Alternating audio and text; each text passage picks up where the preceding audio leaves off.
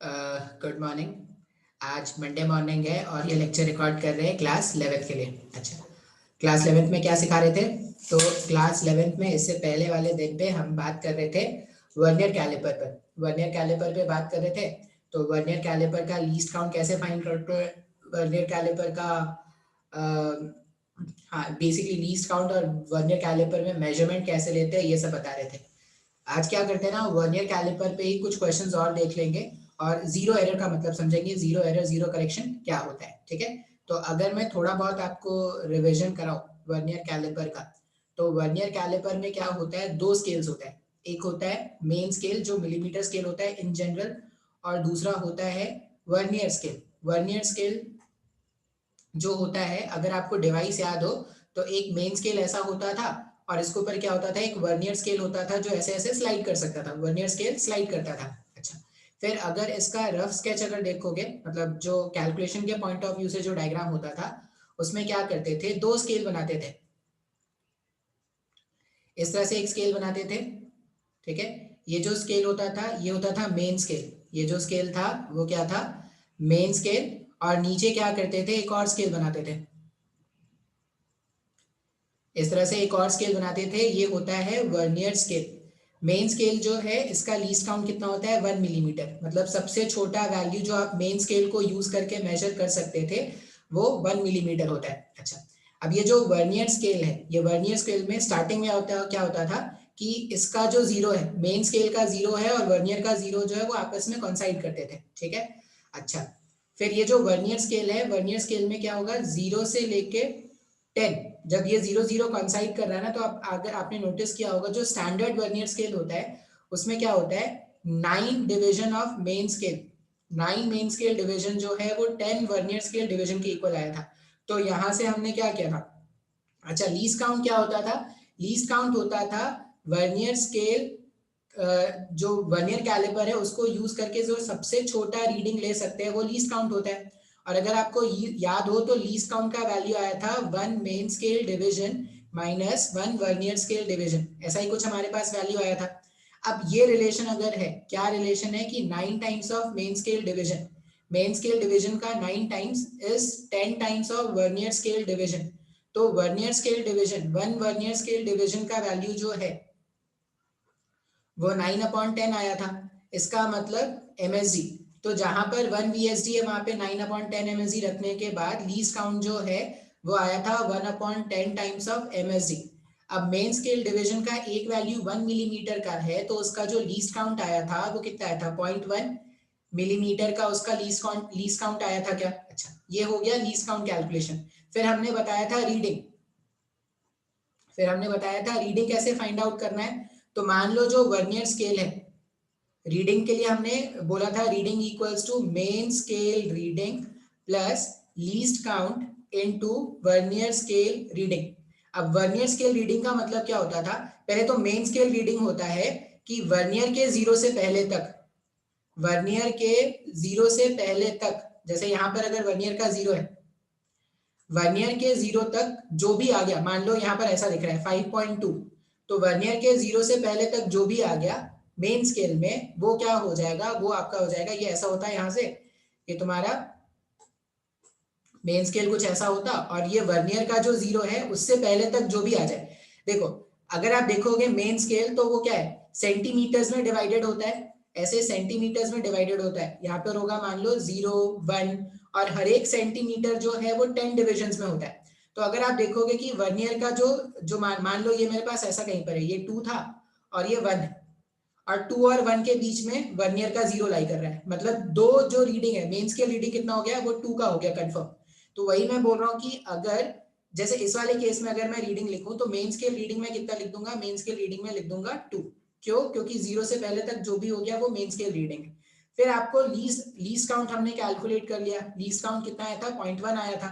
Vernier scale reading के लिए आपको देखना होगा कि वर्नियर स्केल का कौन सा डिविजन जो है वो मेन स्केल के डिवीजन से परफेक्टली कॉन्साइड कर रहा है। मान लो कोई भी एक डिवीजन 7 कॉन्साइड कर रहा है, अगर अगर 7 कॉन्साइड कर रहा है तो ये क्या हो जाएगा, ये 2 और ये 0.1, इसका जो लीस्ट काउंट है मिलीमीटर में आया, तो मिलीमीटर, तो यहाँ पे कितना हो जाएगा 2. 7 ऐसा कुछ हो जाएगा क्या? तो ये हमारे पास सॉल्व करने पर आंसर आ जाएगा 2.7 सेंटीमीटर, या सेंटीमीटर्स को जब मिलीमीटर में एक्सप्रेस करोगे तो 27 मिलीमीटर्स का आंसर आ जाएगा। इस तरह से वैल्यूज क्या करना होता है, फाइंड आउट करना होता है। तो मैंने रीडिंग फाइंड आउट करना, कंस्ट्रक्शन, ये सब इससे पहले वाले लेक्चर में बता दिया था। अच्छा, इसके अलावा वर्नियर स्केल में एक मैंने आपको और फॉर्मूला बताया था लीस्ट काउंट फाइंड आउट करने का। फॉर्मूला आया था ऐसा, least count is equal to 1 main scale division, एक मेन स्केल डिवीजन का लेंथ डिवाइडेड बाय n। ये कब कंडीशन यूज करना है? जब n प्लस 1 डिवीजन ऑफ, जब n प्लस 1 डिवीजन ऑफ, या n ऐसा लिख दो, जब n division of VSD is equal to n minus 1 division, n minus 1 division of MSD। जब ये कंडीशन सेटिस्फाइड है तो आप लीस्ट काउंट का ये फॉर्मूला भी यूज कर सकते हो। 1 मेन स्केल डिवीजन, एक मेन स्केल डिवीजन का जो वैल्यू होगा divided by number of divisions in vernier scale. तो वर्नियर स्केल के जितने भी डिविजन्स हैं उन दोनों को डिवाइड कर दोगे, सॉल्व करने पे आंसर आ जाएगा। ठीक है, आज कुछ और भी क्वेश्चंस अपन देख लेते हैं। ठीक है, तो उसके लिए क्या करते हैं, पहले ना आपको जीरो एरर के बारे में बता देते हैं, जीरो एरर। उसके बाद क्या करते हैं, स्टार्ट करते हैं। मान लो क्या है कि जो हमारा, ये हमारा मान लो मेन स्केल है, वर्नियर कैलिपर का मेन स्केल। ठीक है, मेन स्केल। ठीक है, और यहां पर क्या करते हैं, ये बना देते हैं वर्नियर स्केल।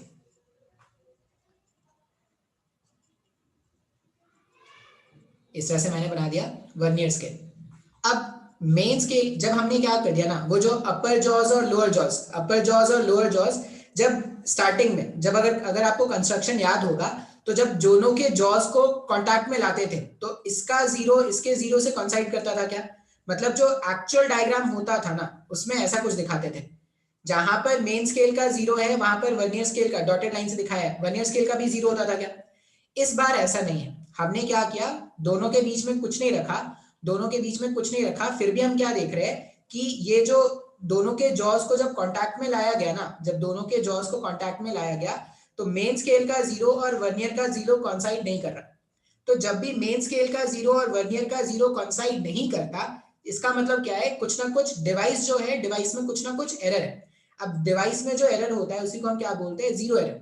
अब यहां पर अगर आप देखोगे तो ये क्या करने वाला है, एक्चुअल रीडिंग से इतना रीडिंग फालतू का मेजर करके बताने वाला है क्या? तो अगर एक्चुअल रीडिंग से एक्स्ट्रा रीडिंग वो फाइंड आउट करके बताने वाला है तो इस तरह के एरर को हम बोलते हैं पॉजिटिव एरर।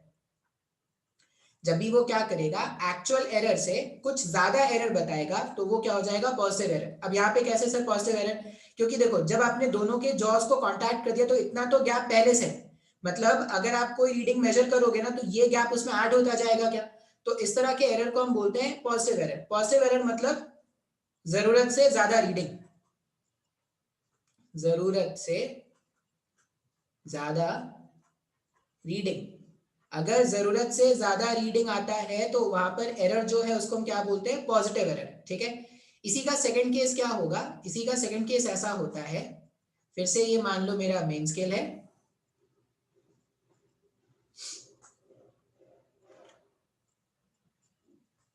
ये मेरा वर्नियर स्केल है। अब अगर आप देखोगे तो यहां पर क्या है, मेन स्केल का जीरो यहां पर है और वर्नियर का जीरो यहां पर है। इसका मतलब क्या है, इतना कम रीडिंग ये बताने वाला है क्या? अब अगर आप रीडिंग देखोगे तो इतना पहले से क्या हो गया, इतना एरर चला गया ना।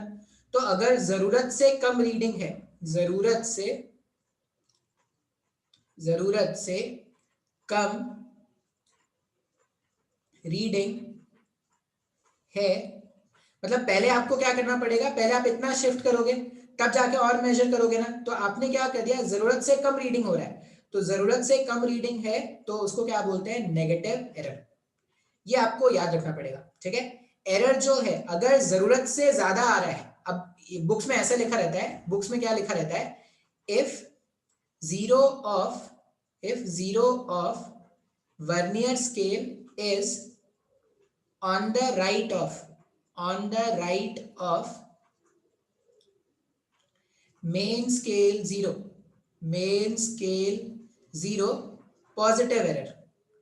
ठीक है, अगर वर्नियर स्केल का 0 जो है वो मेन स्केल के 0 के राइट में है तो वहां पर पॉजिटिव आएगा, एंड वाइस वर्सा।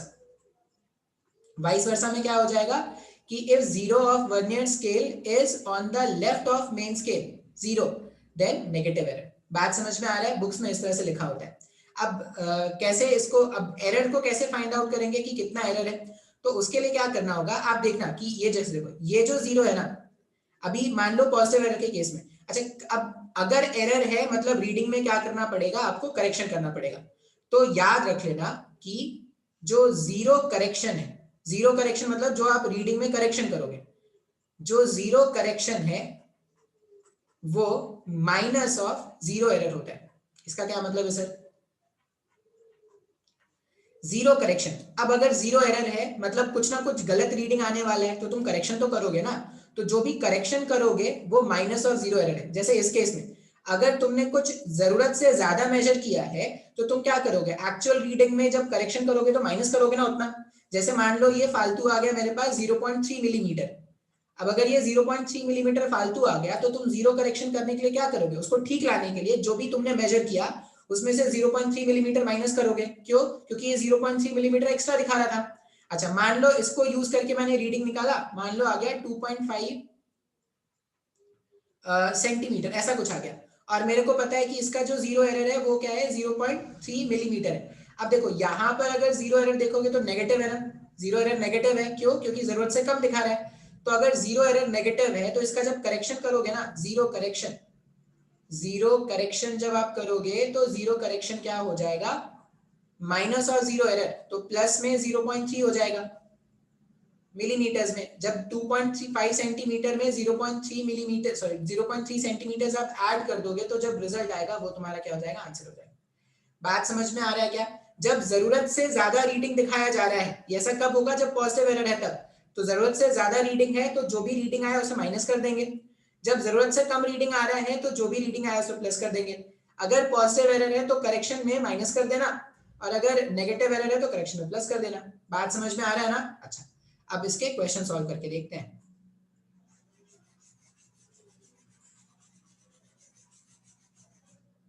मैं पहले स्क्रीन पॉज करके क्वेश्चन लिख लेता हूँ, फिर स्टार्ट करते हैं। देखो क्वेश्चन कैसा है, गिवन है कि 10 मेन स्केल डिवीजन जो है वो 1 सेंटीमीटर के बराबर है। बोले सर इसका क्या मतलब? तो बहुत ही आसान है ना, अगर ये बोला जा रहा है कि 10 मेन स्केल डिवीजन जो है वो 1 सेंटीमीटर के बराबर है, तो अपने को 1 मेन स्केल डिवीजन का वैल्यू चाहिए होता है ना कि एक मेन स्केल डिवीजन कितना है। तो हम ऐसा लिख सकते हैं ना कि 1 main scale division is 1/10 centimetre. अब 1/10 सेंटीमीटर 1 मिलीमीटर होता है क्या? बस ये क्वेश्चन को लिखने का एक इन्होंने नया तरीका बना दिया। 1/10 सेंटीमीटर ही को तो 1 मिलीमीटर बोलते हैं, क्योंकि 10 मिलीमीटर्स का 1 सेंटीमीटर होता है। तो 1 MSD, सबसे पहला इंफॉर्मेशन जो मिल गया कि एक मेन स्केल डिवीजन जो है वो 1 मिलीमीटर का है। बिल्कुल सर मिल गया। अच्छा फिर उन्होंने ये बताया कि 10 वर्नियर स्केल डिवीजन जो है वो 9 वर्नियर मेन स्केल डिवीजन के बराबर है। तो यहाँ से क्या निकाल सकते हैं, लीस्ट काउंट निकाल सकते हैं। हम अगर ये जान रहे हैं कि 10 वर्नियर स्केल डिवीजन जो है वो 9 मेन स्केल डिवीजन के बराबर है, इसका मतलब एक वर्नियर स्केल डिवीजन जो होगा वो 9/10 मेन स्केल डिवीजन के इक्वल है। और लीस्ट काउंट क्या होता है, लीस्ट काउंट होता है 1 main scale division minus 1 vernier scale division. तो 9/10 मेन स्केल डिवीजन लिख सकते हैं ना ऐसा। जब आप इसको सिंप्लीफाई करोगे तो लीस्ट काउंट का वैल्यू 1/10 मेन स्केल डिवीजन आ जाएगा, 1/10 मेन स्केल डिवीजन। अच्छा देखो अब बोलोगे सर बार बार तो मेन स्केल डिवीजन ये लीस्ट काउंट 0.1 मिलीमीटर ही आ रहा है तो याद कर ले क्या? नहीं, अलग अलग क्वेश्चन में अलग अलग आ सकता है। मैं बार बार सॉल्व करके बस इसलिए बता रहा हूँ कि आप कोई याद करने का मत सोचना, फिजिक्स कभी भी याद करने का नहीं है। लीस्ट काउंट जब आप यहाँ पे फाइंड करोगे, एक मेन स्केल डिवीजन 1 मिलीमीटर है डिवाइडेड बाय 10, तो लीस्ट काउंट का वैल्यू आ गया 0.1 मिलीमीटर। मतलब जो पहले के लाइन यहाँ पर है ना उससे अपने को बस लीस्ट काउंट का वैल्यू फाइंड आउट कर लेना है। तो हमने क्या कर लिया, लीस्ट काउंट का वैल्यू फाइंड आउट कर लिया। आप स्क्रीन पॉज करके नोट डाउन कर लेना, लीस्ट काउंट कितना आ रहा है, लीस्ट काउंट आ रहा है 0.1 मिलीमीटर का हमारे पास लीस्ट काउंट आया। अच्छा फिर ये बोल रहे हैं कि 0 of vernier scale is to the right of 0 marking of the main scale, मतलब अगर ये मेन स्केल है और ये मेन स्केल का 0 है तो 0 मेन स्केल के 0 के राइट में, मेन स्केल के 0 के राइट में अगर वर्नियर स्केल का 0 है मतलब पॉजिटिव एरर है क्या? बिल्कुल सर, पॉजिटिव एरर है। अगर पॉजिटिव एरर है तो जीरो करेक्शन के लिए क्या करना पड़ेगा? जीरो करेक्शन के लिए नेगेटिव करना पड़ेगा। अच्छा, अब कितना नेगेटिव करना है वो कैसे कैलकुलेट करेंगे तो देखते हैं। देखो, अब इन्होंने ऐसा बोला कि zero marking of the main scale with 6 vernier scale division coinciding with main scale division। ये लाइन को ध्यान से देखना है। Zero of vernier scale is the right of the zero marking of main scale। इससे मतलब एक चीज तो पता चल गया कि जीरो एरर है। अच्छा, कितना जीरो एरर है तो वो कौन बताएगा? तो 6 वर्नियर स्केल डिवीजन जो है वो कॉन्साइड कर रहा है। अगर 6 वर्नियर स्केल डिवीजन कॉन्साइड कर रहा है ना तो जीरो करेक्शन, अब सिंस पॉजिटिव जीरो एरर था तो जीरो करेक्शन नेगेटिव हो जाएगा और वो कितना हो जाएगा? 6 टाइम्स ऑफ लीस्ट काउंट हो जाएगा। जो भी कॉन्साइड करता है इनटू लीस्ट काउंट कर देना। तो जब आप इसको सिंप्लीफाई करोगे तो minus of 6 into least count, least count कितना आया था? 0.1 मिलीमीटर का आया था। मतलब जो जीरो करेक्शन है, जीरो करेक्शन का वैल्यू जो हम यूज करेंगे क्वेश्चन में वो कितना है? Minus of 0.6। मतलब जो भी वैल्यू आया उसमें 0.6 क्या करने वाले? माइनस करने वाले। ठीक है, ये काम भी हो गया। अब आगे देखते हैं, आगे फिर क्या बोला इन्होंने। एक एक करके क्वेश्चन पढ़ते जा रहे हैं और step by step question solve कर रहे हैं। आगे फिर इन्होंने बोला actual reading for length of the measurement is, अभी आगे देखिए, coinciding with main scale division, यहाँ पे खत्म हुआ। And the actual reading for the length measurement is, और जो हमने वैल्यू मेजर करके लाया है, वैल्यू मेजर्ड, जो वैल्यू हमने मेजर करके लाया वो कितना है? 4.3 सेंटीमीटर। अच्छा, ये एरर के साथ है ना? अगर मेरा जो डिवाइस है, डिवाइस ही खराब है तो जो मेजरमेंट आएगा वो एरर के साथ है। तो जो डिवाइस आ रहा है measurement is 4.3 centimetre with 2 vernier scale division coinciding with main scale graduation. अच्छा, एक्चुअल मेजर्ड वैल्यू 4.3 सेंटीमीटर, ये 4.3 सेंटीमीटर का मेरे पास एक्चुअल वैल्यू हमने जो मेजर किया वो आ गया। और ये बोल रहे कि दो वर्नियर स्केल डिवीजन जो है, दो वर्नियर स्केल डिवीजन जो है वो कोइंसाइड कर रहा है। तो अगर दो वर्नियर स्केल डिवीजन कोइंसाइड कर रहा है तो अगर मेरे को रीडिंग लिखना है तो रीडिंग हम क्या लिखते हैं? रीडिंग हम लिखते हैं एक मिनट, ये 4.3 सेंटीमीटर दे तो रखा है। हाँ, ये जो 4.3 है वो मेन स्केल रीडिंग दे रखा है, तो रीडिंग हम लिख देते हैं main scale reading plus least count. Least count कितना था इसका? 0.1। अच्छा, ये सेंटीमीटर्स में, ये जो रीडिंग है ये सेंटीमीटर में, अगर ये सेंटीमीटर में है तो यहाँ का रीडिंग हम सेंटीमीटर में लिख देते हैं। अब लीस्ट काउंट मेरे पास कितना आया था? लीस्ट काउंट हमारे पास आया है 0.1 मिलीमीटर आया था क्या? लीस्ट काउंट 0.1, तो मिलीमीटर को, अगर ये 0.1 मिलीमीटर था, मिलीमीटर को अगर मैं सेंटीमीटर में कन्वर्ट करूंगा तो एक जीरो और लगाना पड़ेगा ना, तो 0.01। और कॉन्साइड किससे कर रहा था? दो वर्नियर स्केल डिवीजन से ये कॉन्साइड कर रहा है विद 2 VSD, मतलब 2 vernier scale coinciding with the main scale, तो यहाँ पे 2 कर देंगे। अब जो रीडिंग आया यहाँ पर मेजर करने के बाद जो रीडिंग आएगा यहाँ पर वो हो जाएगा 4.32, लेकिन ये एरर के साथ है। तो एक्चुअल रीडिंग क्या लिखेंगे? एक्चुअल रीडिंग लिखेंगे। अब इसमें एक्स्ट्रा कितना था? इतना एक्स्ट्रा है तो ये माइनस कर देंगे, तो ये 4.32 माइनस 0.6। अच्छा, ये मेरे पास 0.6 मिलीमीटर्स में है, इसको भी सेंटीमीटर्स में कन्वर्ट करेंगे तो 0.06 सेंटीमीटर्स हो जाएगा। तो यहाँ पे 0.06, तो आंसर हो जाएगा 4.32 में से ये 26 सेंटीमीटर, 4.26 सेंटीमीटर, ये हमारा आंसर आ जाएगा। क्वेश्चन नहीं समझ में आया तो एकदम ध्यान से देखना। लीस्ट काउंट मिलीमीटर्स में है, जो कैलकुलेशन किया है वो सेंटीमीटर्स में है। अगर मिलीमीटर में आंसर रहता तो कुछ और कैलकुलेशन करना पड़ता। तो कैलकुलेशन ध्यान रखना है, यूनिट्स का कन्वर्जन ध्यान रखना है, किसको पढ़ के क्या डेटा निकाला। 10 मेन स्केल डिवीजन 1 सेंटीमीटर के बराबर था, लीस्ट काउंट निकाला, सॉरी वहां से 1 मेन स्केल डिवीजन निकाला, फिर लीस्ट काउंट निकाला। फिर जो एरर है, एरर कैसे देखेंगे?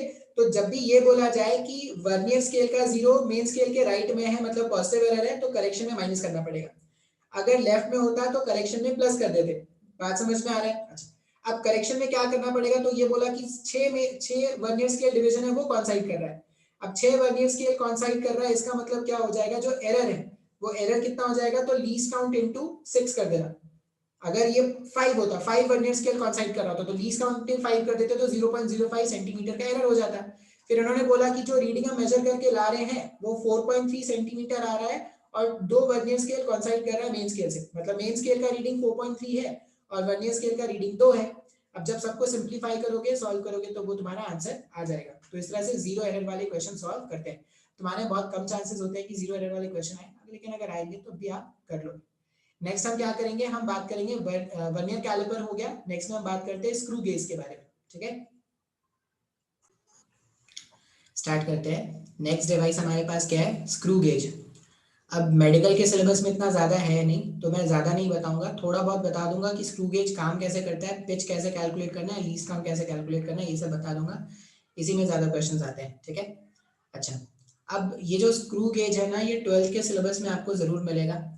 हमने क्या देखा कि ये जो हमारे पास वर्नियर कैलिपर था, वर्नियर कैलिपर में हम क्या कर पा रहे थे, उसका जो लीस्ट काउंट आ रहा था वो कितना आ रहा था, उसका जो लीस्ट काउंट आ रहा था वो 0.1 मिलीमीटर का आ रहा था। क्या 0.1 मिलीमीटर का आ रहा था ना। ये जो स्क्रू गेज है ना, वो इससे भी ज्यादा प्रिसाइज होगा, इसका जो लीस्ट काउंट है वो 0.01 मिलीमीटर में आ जाएगा।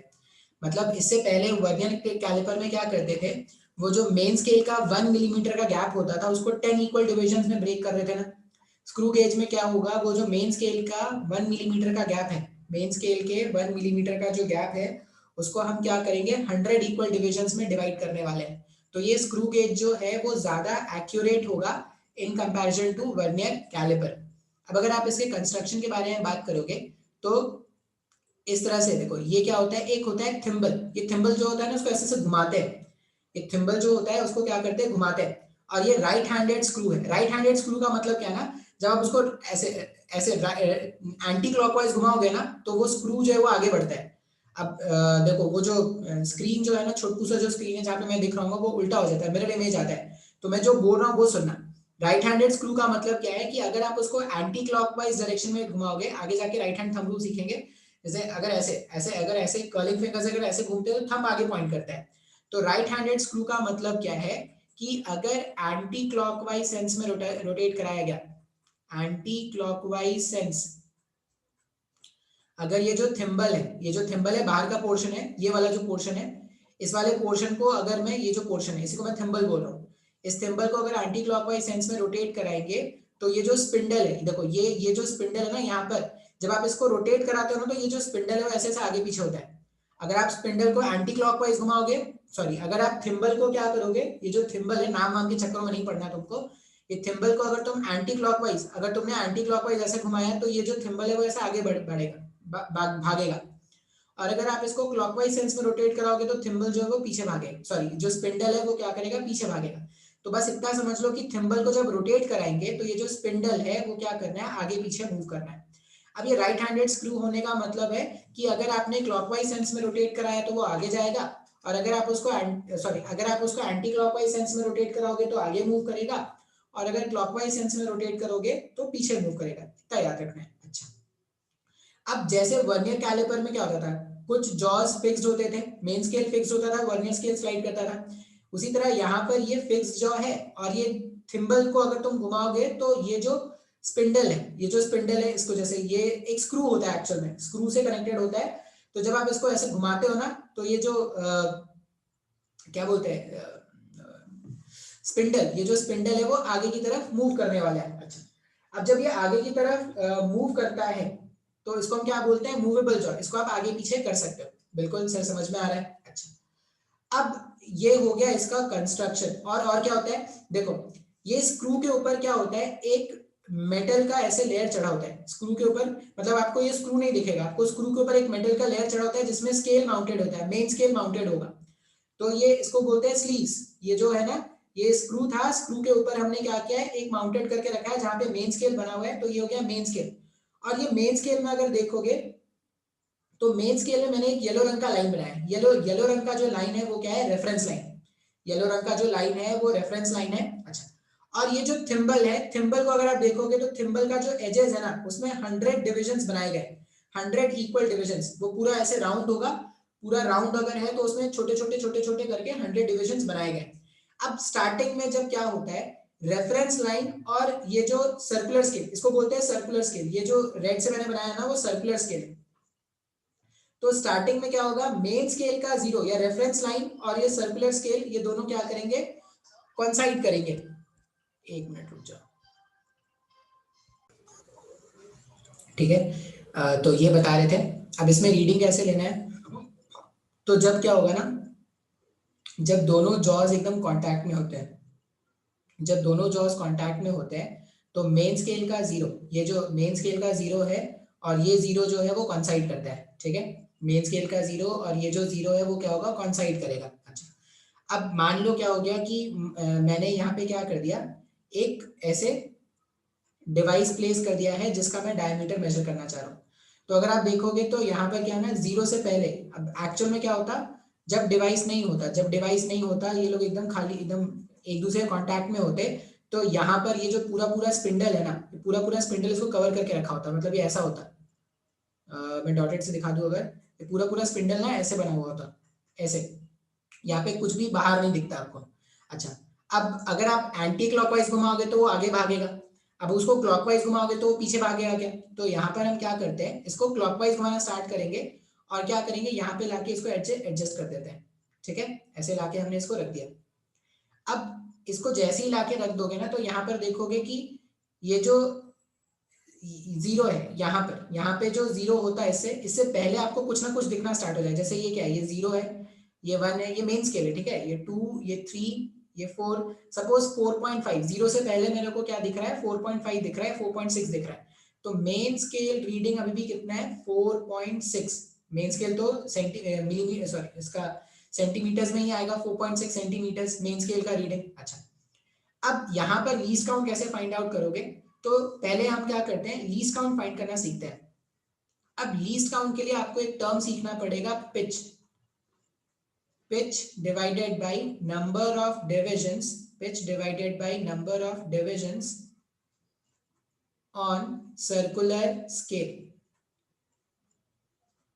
अब ये पिच क्या है भाई साहब, पिच क्या होता है, तो जब आप ये जो स्पिंडल है, ये जो स्पिंडल है ना, उसको पूरा एक बार ये जीरो वाले मार्क से घुमाकर जब आप पूरा जीरो तक लेके आओगे, तो जब अगर मैं इसको एंटी क्लॉकवाइज घुमाऊंगा, अगर मैं इसको एंटी क्लॉकवाइज घुमाऊंगा तो ये स्पिंडल क्या करेगा, आगे आ जाएगा ना।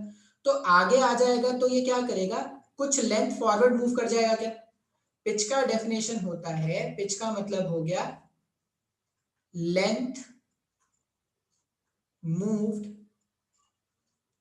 By the thimble, length moved by the thimble on spindle in one complete rotation, in one complete rotation, in one complete rotation of thimble। ये जो थिम्बल है, जब आप थिम्बल को रोटेट कराओ, कैसे रोटेट कराओगे कि जीरो वाला मार्क से वापस से जीरो आ जाए। एक मिनट, तो ये जो थिम्बल है, जब थिम्बल को आप रोटेट करो, कैसे रोटेट कराओगे, अभी जीरो मार्क दिख रहा है, आप उसको घुमा के वापस से जीरो मार्क, अभी देखो ये रेफरेंस लाइन और ये जीरो ऐसे कॉन्साइड कर रहा है, जब आप उसको घुमा के वापस से ऐसे जीरो लाओगे ना, तो वो थिम्बल थोड़ा आगे बढ़ जाएगा। अब ये थिम्बल जो थोड़ा आगे बढ़ जाता है, इसी को हम क्या बोलते हैं, पिच। तो अगर आपको कभी भी लीस्ट काउंट कैलकुलेट करना है, तो लीस्ट काउंट पे आप क्या करोगे, पिच कैलकुलेट करोगे। पिच कैसे कैलकुलेट करेंगे, तो पिच कैलकुलेट करने के लिए जीरो, वो जो थिम्बल है, थिम्बल को रोटेट करेंगे, क्लॉकवाइज रोटेट करा लो, एंटी क्लॉकवाइज रोटेट करा लो, जैसे रोटेट कराना है करा लो। एक कंप्लीट रोटेशन में वो जितना आगे बढ़ जाता है उसी को हम क्या बोलते हैं, पिच। बिल्कुल समझ में आ गया। और पिच को अगर आप number of divisions on circular scale से डिवाइड कर दोगे ना, तो लीस्ट काउंट आ जाएगा।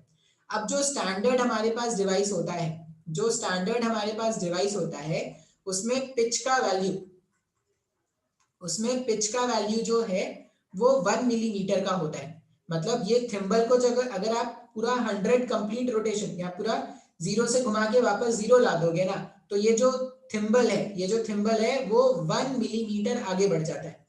अब अगर ये 1 मिलीमीटर आगे बढ़ गया, तो जो लीस्ट काउंट आएगा, लीस्ट काउंट कितना हो जाएगा, 1 मिलीमीटर डिवाइडेड बाय कितने नंबर ऑफ डिविजन्स होते हैं, तो 100 इक्वल डिविजन्स होते हैं, तो 1 डिवाइडेड बाय 100। इसका मतलब जो डिवाइस है उसका लीस्ट काउंट कितना आ गया, 1/100। ठीक है। तो यहाँ पर 1 मिलीमीटर को 100 छोटे छोटे डिविजन्स में हमने डिवाइड कर दिया है क्या। तो ये इसका कंस्ट्रक्शन था और ये लीस्ट काउंट। देखो बेसिकली जो सर्कुलर स्केल या जो स्क्रू गेज है उसमें आपको लीस्ट काउंट फाइंड आउट करना आएगा या रीडिंग फाइंड आउट करना आएगा। अब रीडिंग भी कोई मुश्किल नहीं है, रीडिंग के लिए भी क्या करते हैं, रीडिंग फाइंड आउट करना भी बहुत ही आसान है। मान लो हमें फाइंड आउट करना है रीडिंग, तो रीडिंग के लिए क्या हो जाएगा, मेन स्केल रीडिंग या मेन स्केल जो रीडिंग है वो तो रहेगा ही, प्लस लीस्ट काउंट इनटू यहाँ पे लिख देना circular scale reading. Circular scale reading का मतलब क्या है, जैसे जब मैंने यहाँ पे मान लो एक डिवाइस ऐसे प्लेस कर दिया, तो जीरो से पहले तक मतलब जो भी अनकवर्ड यहाँ पे दिख रहा होगा ना, 0 1 2 3 4, जैसे ये जो स्लीव में जो भी अनकवर्ड दिख रहा होगा वो मेन स्केल रीडिंग है। मान लो 4.6 दिख रहा था सेंटीमीटर्स में, ठीक है, 4.6 सेंटीमीटर्स में, प्लस लीस्ट काउंट अगर देखोगे तो 1/100 मिलीमीटर्स आया क्या, जो लीस्ट काउंट आया है वो 1/100 आ गया मिलीमीटर्स में। तो अगर मैं इसको सेंटीमीटर में कन्वर्ट करूंगा तो ये क्या हो जाएगा, 1/1000 सेंटीमीटर हो जाएगा क्या, इनटू। अब ये जो जीरो सर्कुलर स्केल का जीरो जो है ना, ये जो सर्कुलर स्केल का जीरो है ये किसके साथ कॉन्साइड कर रहा है, सॉरी, ये जब आप इसको घुमाना स्टार्ट करोगे तो जब घुमाते रहोगे तो ऐसा कोई गारंटी नहीं है कि जो रेफरेंस लाइन है वो सर्कुलर स्केल के जीरो से कॉन्साइड करे। मान लो जो रेफरेंस लाइन है, ये जो येलो वाला लाइन है वो सर्कुलर स्केल के 42 वाले मार्क से कॉन्साइड कर रहा है। मान लो 0 से 100 के बीच में अगर मार्क है तो 42 वाले मार्क से अगर कॉन्साइड करेगा तो यहाँ पे लिख देंगे 42। अब जब आप इसको सिंप्लीफाई करोगे तो 4.6 प्लस 0.042 सेंटीमीटर हो जाएगा क्या, सिंप्लीफाई करने पर कितना आ जाएगा, सिंप्लीफाई करने पर आ जाएगा 4642 सेंटीमीटर।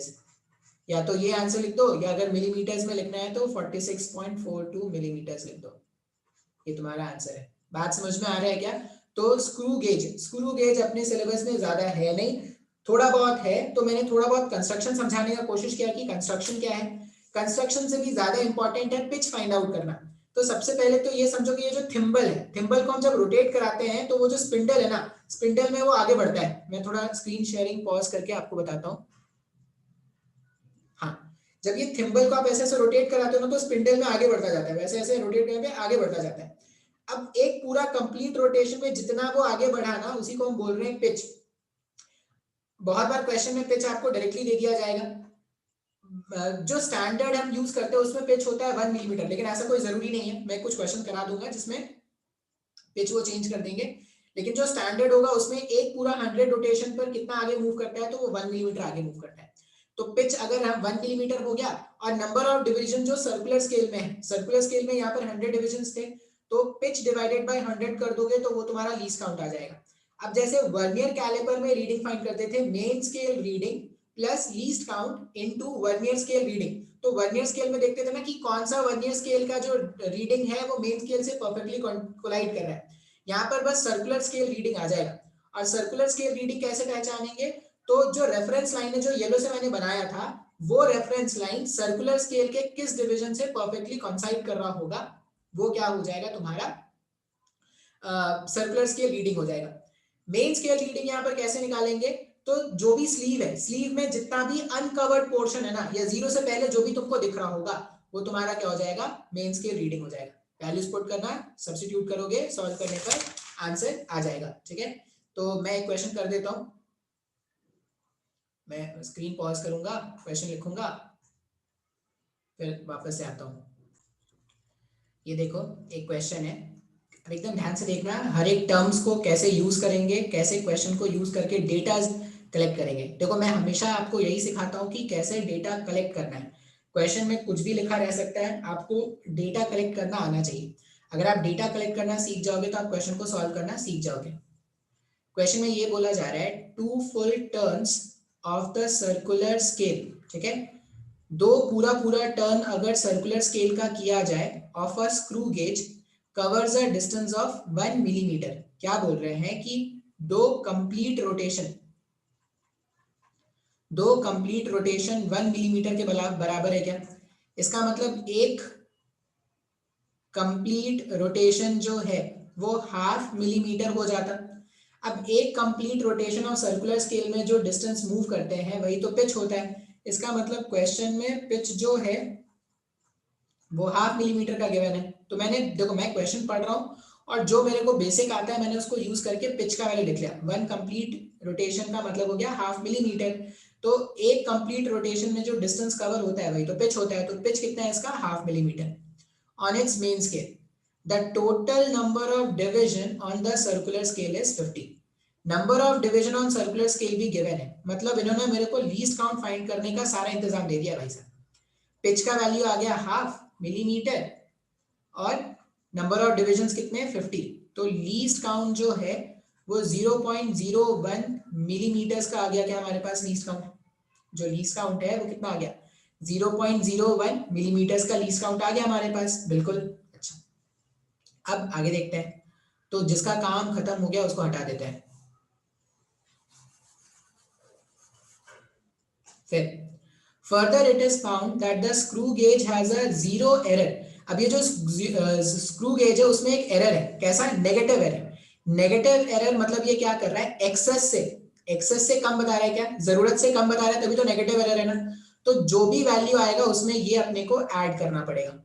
जो भी वैल्यू आएगा उसमें ये अपने को ऐड करना पड़ेगा क्योंकि ये नेगेटिव एरर है। ठीक है। अच्छा, while measuring the diameter of a thin wire, a student notes main scale reading of 3 centimetre. अब क्या है? Screw gauge. स्क्रू गेज का जो रीडिंग है, स्क्रू गेज का जो रीडिंग है वो होता है main scale reading plus least count into circular scale reading. यही होता है, बिल्कुल सर जी। तो ये 3 सेंटीमीटर का बोला गया है, ये बोला गया 3 सेंटीमीटर। तो मेन स्केल रीडिंग कितना है? 3 सेंटीमीटर प्लस लीस्ट काउंट है 0.01 मिलीमीटर। तो इसको मैं ऐसा लिख सकता हूं क्या? ये सेंटीमीटर्स में हो गया ना, इनटू सर्कुलर स्केल रीडिंग कितना है यहाँ पर? यहाँ पे जो सर्कुलर स्केल रीडिंग है, सर्कुलर स्केल रीडिंग का वैल्यू उन्होंने बताया 35 का। अब अगर सर्कुलर स्केल रीडिंग 35 का है तो यहाँ पे 35 लिख दो। अब जैसे आप 35 लिख दोगे तो जो रीडिंग आएगा, रीडिंग कितना आ रहा है? रीडिंग हमारे पास आ रहा है 3 सेंटीमीटर। ये 3 सेंटीमीटर प्लस 0.035, इतना सेंटीमीटर रीडिंग आ गया क्या? तो जो मेरे पास रीडिंग आया था, एरर कितना है भाई साहब? एरर है 0.03 मिलीमीटर्स का। एरर को भी नहीं हटा रहे, एरर चाहिए मेरे को। जो रीडिंग आया यहाँ पर, जो रीडिंग है वो कितना हो जाएगा? 3.035 सेंटीमीटर्स में। अब ये जो एरर है, तो ये तो स्क्रू गेज का जो रीडिंग आया वो एरर के साथ आ गया ना। तो एक्चुअल रीडिंग क्या हो जाएगा? एक्चुअल रीडिंग जो करेक्ट रीडिंग है, एक्चुअल रीडिंग हो जाएगा जो मेजर्ड रीडिंग था 3.035। और सिंस एरर नेगेटिव है तो ये वैल्यू मेरे को ऐड करना पड़ेगा। इसको सेंटीमीटर्स में कन्वर्ट करके अगर मैं ऐड करूं तो 0.003 सेंटीमीटर्स। तो करेक्ट आंसर है 3.038 सेंटीमीटर्स का करेक्ट आंसर है। ये आंसर है जो अपने को क्या करना है? फाइंड आउट करना है। आई होप ये क्लियर हुआ होगा, बात समझ में आया है। देखो, ये मैंने अच्छा क्वेश्चन करा दिया, लेकिन अगर तुम सीरियसली बोलो ना तो तुम मेडिकल के सिलेबस में आपको क्या करना है? पिच कैलकुलेट करना आना चाहिए। पिच अगर कैलकुलेट करना आता है तो पिच को यूज करके आपको लीस्ट काउंट कैलकुलेट करना आना चाहिए। लीस्ट काउंट कैलकुलेट करके आपको मेन रीडिंग कैलकुलेट लिखना आना चाहिए। मेन रीडिंग कैसे लिखेंगे? तो मेन रीडिंग के हमेशा देखना कि कितने, वो जो स्लीव था, स्लीव कितना अनकवर्ड है, वो मेन स्केल रीडिंग हो गया। फिर आप वो देखें कि कौन कॉन्साइड कर रहा है, जो भी रेफरेंस लाइन है उसके साथ सर्कुलर स्केल का कौन सा डिवीजन कॉन्साइड करना है वो वर्नियर स्केल रीडिंग है। फिर फॉर्मूला यूज करो, आंसर आ जाएगा। ठीक है, तो इतना ही रहने देते हैं। नेक्स्ट वाले क्लास से अपन क्या करेंगे? नेक्स्ट वाले क्लास से अपन Newton laws of motion start करेंगे। अच्छा, इस वीक थोड़ा ज्यादा क्लासेस होंगी क्योंकि मेरा सिलेबस थोड़ा पीछे है। तो मैं कोशिश करूंगा हर दिन लेक्चर अपलोड करने का। तो 40-45 मिनट्स या 50 मिनट्स का मैक्सिमम लेक्चर होगा। थोड़ा मेहनत करना पड़ेगा क्योंकि सिलेबस थोड़ा पीछे हो गया है। सॉरी, वो मेरा कुछ प्रॉब्लम चल रहा था इसलिए थोड़ा सिलेबस पीछे हो गया। अब थोड़ा 15-20 दिन का थोड़ा एक्स्ट्रा मेहनत करना पड़ेगा, उसके बाद सिलेबस लाइन में आ जाएगा तो फिर कोई दिक्कत नहीं होगा। ठीक है, चलिए इतना ही रहने देते हैं।